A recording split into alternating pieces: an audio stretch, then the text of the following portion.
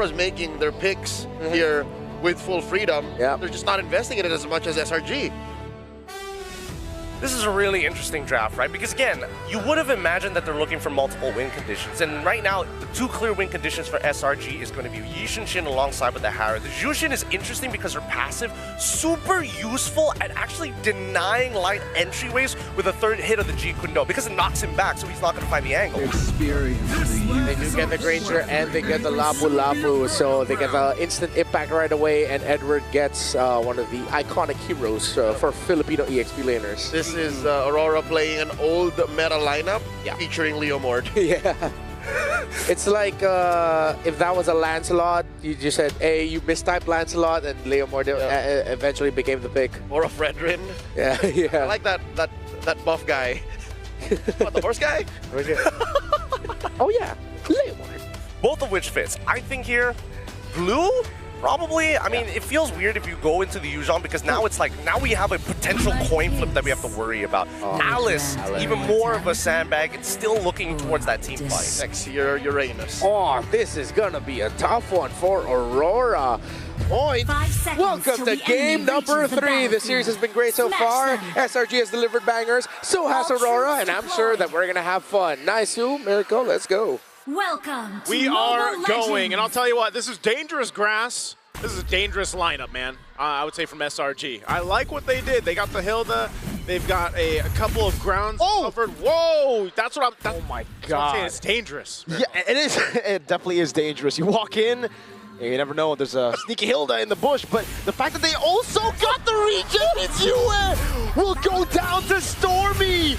You have to respect the 100% win rate. Since Yue's regen was popped, he should have recalled, dude. Dude, that's dangerous range too. That was what I was gonna get. I mean, look at. Oh my goodness, dude! Light, don't stay, please. Go home. Okay. Yes, Light. That range from Zetian is pretty crazy. This is what we all experience now, especially on the buff. That technically. What do you do? Like, how do you lane? Why are you lane against that? Maybe don't walk into the bush against a Hilda first level 1 and then recall after your regen gets popped, right? Like there are 2 steps before that or before we get to this position. But now that we're here, I don't know how they're gonna lane against the Zetian, dude. We were talking about instant prio, but if you get poked that much, there is no instant prio here for the Cho and the Eve. Yeah. Oh my goodness, dude. I mean, on top of it, like Gideon mentioned, you know, during the draft, one of the great things about the Zetian is you have that passive built in to kind of, oh man, it just looks like they're playing range everywhere. Oh, okay. For a second, I thought he had flicker because damn, he's going in aggressive. That's why I was saying this lineup is dangerous in itself because SRG is able to go ahead and capitalize on a lot of that. And not to mention the amount of vision that this lineup gives them too. So what this means for Aurora Gaming Philippines is that they have to choose their windows of opportunity very crucial, and they got to be on point with it. They've got to be able to make it work, but because this early game pressure was already put onto them, they're not going to be able to contest this first turtle as it's already secured up by SRG. And here comes the pressure in the jungle. Edward? So away the purple buff. Light goes in for G Kundo, but Stormy's able to flick around, and he gets the kill too. Now throwing a ruin onto nothing but they won already. Nothing but air right now, Cram, though. He's going to wait for the Gleam to come up. You know, but that's the thing. That's what I was saying. Light goes in. He doesn't have a level 4 yet. Didn't burn the flicker either, but he just got destroyed as soon as he went forward. So, you know, one of those things that Aurora Gaming Philippines, I don't know, Yums, is he going to go for Domikite? Yup, he wants to go for it. Oh my god, the Secret Vision as well! A flicker out as Light goes in with G Kundo, but there's no way the Dragon now needs to be caught in the Zaman Force. He become the steed. Yums able to flicker out of safety, but Innocent's now going to be caught all alone. Pops in a Purify, and now gets shredded back. Oh, Innocent. What? Not going to be able to get away. He almost did.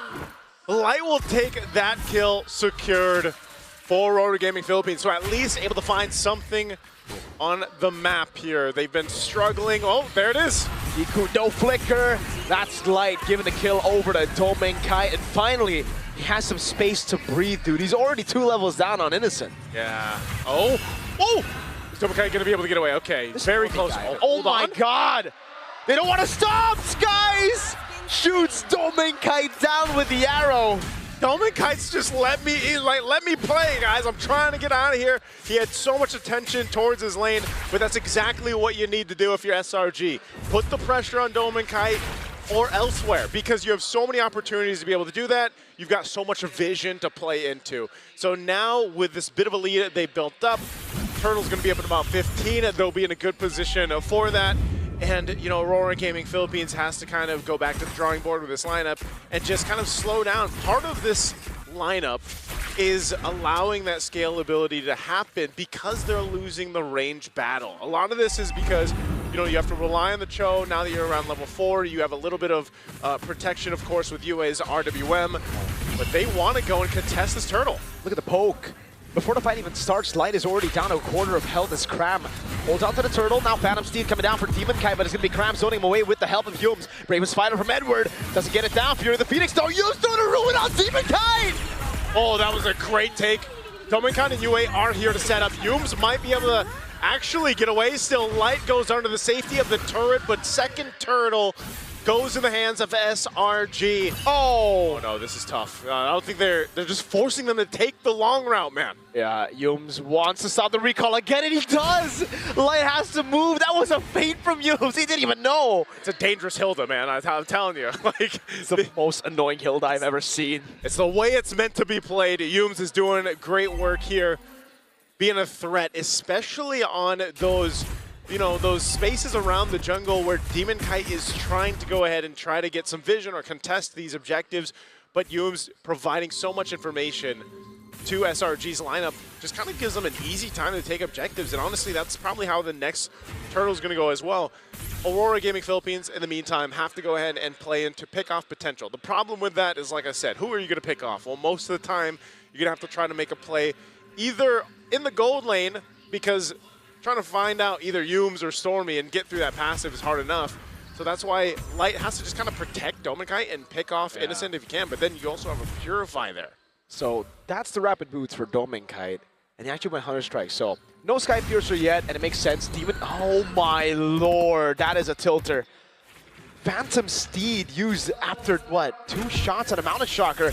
Innocent in the bottom lane winning hard in this matchup as well. This ain't looking good for the Northern Lights. Yeah, this is what I'm saying, man. You're losing on all fronts right now if you're Aurora Gaming Philippines, and you know, you can kind of see it in the way that they're moving around the map, some of the decisions that they're making, and SRG knows to continue to put the pressure where they can. Demon Kai isn't falling too far behind in terms of levels or anything, but it's more so of, you know, what can this lineup actually do at this portion of the game, and it's just not too much yet. So it's kind of more of a survival strategy for Aurora right now. This last Turtle of the game's coming up.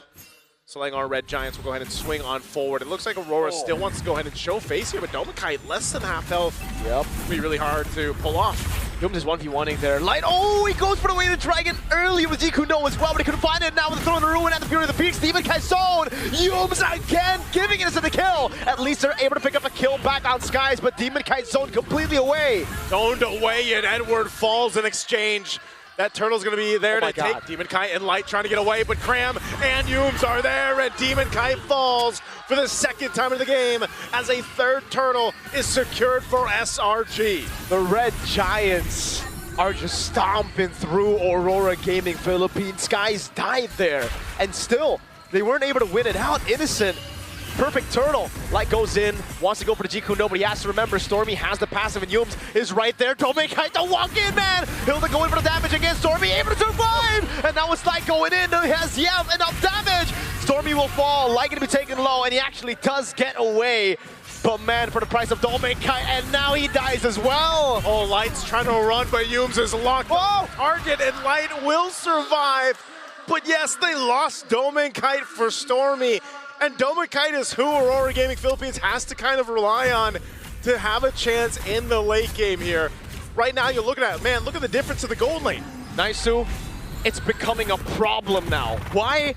Because look at Dominkite. You know Sky Piercer. He's like, yeah, nah, that ain't working. I need more damage right now because if I don't farm, I won't even have enough bullets to get those executions. Yeah, I don't know if we're going to see a Sky Piercer at all. If we do, maybe. Probably, yeah. Second to last item or last item is somehow Aurora Philippines gets control of this game. But right now, from the start, it has been no control at all. They just kind of, they're on the roller coaster of SRG, and they've just buckled in, basically. Like, it's really difficult to make this composition work because of just what is provided with the range, the vision, and everything else, like we mentioned, for SRG. So for Aurora, they're almost in this moment where it's like, all right, Dome and Kite will protect you with everything we have, you know, and hopefully that Granger will scale up. Same thing with Eve. I mean, Eve can also scale up pretty well. We've seen some great Eve RWMs change the tide of these games or team fights. But so far, there's been no chance around objectives, and this Lord's coming up at 10. They have no turrets on the map. They're absolutely... Hellcurt, what? Whoa! I didn't know we had a Hellcurt. Dark Knight Falls. Oh, hold on. This could be. This could be. The Undertaker? I don't know. What else? What else can we hint at when it comes to this, you know? It was innocent. Everybody's back up. I'm not sure. They must have just cleared the Lord out, man. I'm assuming. I'm assuming they got the Lord cleared. They probably had a base defense. Aurora just used all their ultimates. They're going to go in, I think. They must be. Big fight ensues. You know, I almost wish we had game sounds too, so we could. Unfortunately, we don't have game sounds either, guys, right now. So please be patient with us, boys. We're working through this right now. We got a technical issue. All right, some items. Oh, are we back? We have a transition here. We got the fans in the building. Oof. Well, are the players still playing? I mean, behind us, we lost the information that we had. Okay. They are still playing, man. Can we get a camera behind the players? And we understand what Doming, like, expression-wise. How do you play Granger when you get? We're back, folks. We're going back to the game, and ladies and gentlemen, thanks for being patient. Here we go. We're back. 13 minutes in. Where are we here? Okay. 12 minutes in, about to be 13. Lord was already taken earlier. No base turret is taken, but the top side base turret is already really low. And SRG still have a 6,000 gold lead, so they built 1K over the course of the few minutes we were gone. All right. Lord is up. SRG still in control. Nothing changed. I mean, that was quite the long ultimate from Hellcurt. That's not even in the game, but hey, we're back. RORA seems to somehow defend their base turrets at least, but now they're going to have to do it again with Lord security here for SRG. So we'll see. I don't know if they bought enough time, man, because, you know, part of this was, where's the scaling for Dome and Kite? Is he going to be able to catch up? It looks like he did pick up the Sky Piercer, though. Yeah. So after he went the Hunter Strike Sea Halberd in the middle of fifth item, he goes the Sky Piercer. And if they hold on long enough, maybe that Sky Piercer, once it gets some stacks, might be able to change some of these fights. See, the thing I would love to see right now is Dome Kite's actual stacks. Not the Sky Piercer stacks, but how many bullets he has, because the way Selangor Red Giants have been playing the entire game, it really feels like they've already taken out the biggest threat of a Granger in the late game, which is the scaling. He's died 3 times. He was denied so much gold. He's 2 levels down on enemy gold lane. Well, we'll see if this actually plays a part. They're going to be able to clear out that mid lane, but they still have to deal with the Lord up top. Yeah, they're going to crack this open now with the help of the Lord charge. And that's about it for now. Aurora Gaming Philippines did a good job clearing out mid and bot, and now for SRG, they're going to have to wait for the next waves to come through. Lord will be cleared for free. Dome Kite getting those stacks. You can already see them trying to funnel as much of those stacks to Dome. Mid-wave push, Dominant Force drop down. They're going to initiate here. It looks like Edward taking a brunt of the damage, but they'll clear out the waves and maintain the mid-base turret. So Aurora Gaming Philippines, despite being down 7,000 gold, SRG still respecting what the potential could be there. We've seen it before where you fumble a 7,000 gold lead or 10,000 gold lead and things turn around. So right now they want to take the discipline route, keep it safe if they can, but it looks like Mount Sharker is going to be used. And still, it's just Aurora Gaming trying to scrap up what they can. And Anti-Karass now picked up for Light. Maybe going to make his, maybe it'll allow him to stay alive a little bit longer once he's trying to get those kicks off. But also there's a whole lot of now magic damage and penetration that SRG is able to utilize because of the fact that you have the Divine Glaives to worry about and even that Holy Crystal Divine Glaive over here for the rest of the lineup. Now a little bit more defensiveness for SRG as well. Let's take a look at the items here. Okay, so Innocent's already fully built up as well, and somehow, again, Dome Kite, it's through those waves and the lures that they were given that they are able to actually climb back up, because I think it was a bigger lead earlier for Innocent, probably because he also died. So he's building towards that last item, and I don't know if that's Blood Wings I assume it is Blood Wings. Blood Wings. Yeah, maybe potentially Blood Wings. Not sure what else he would want to go here on the Harith.